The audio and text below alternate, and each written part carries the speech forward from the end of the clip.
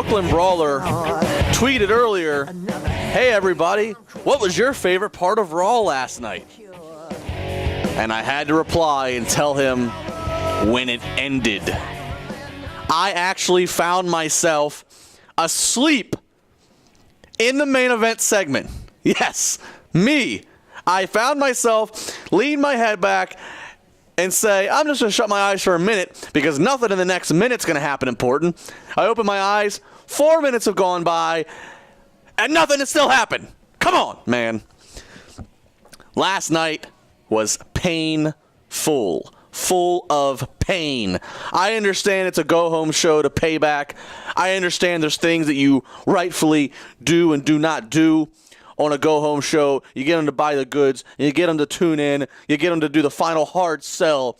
But that, everything from the content of what was there to the order of how things were placed, that was a rough go. I'll tell you what, one of the most entertaining on the edge of my seat, smiling from ear to ear, 2 minutes I had, was Alicia Fox. That's right.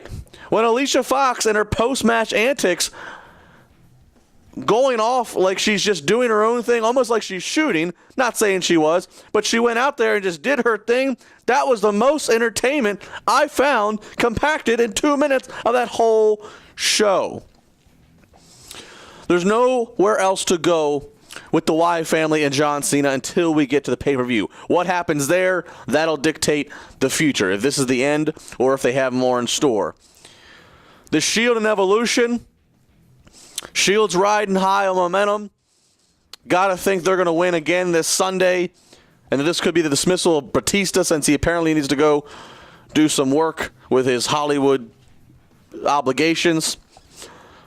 But what a lackluster ending that was. That's the best we could come up with. I don't know. That was rough.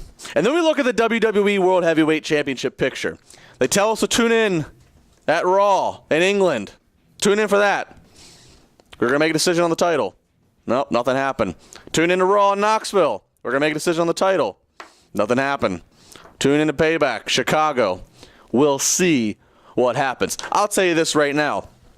Brad Maddox was fired last night as Raw general manager. Now, that kind of came out of nowhere. He's a character that sometimes is there, sometimes he's not. He's used when he needs to be used as a proxy of the authority. They use him at live events on the road. He's a by proxy of the authority. Kind of pointless, but he's a middleman figure that can be there whenever needed. They fired him. It was kind of out of nowhere.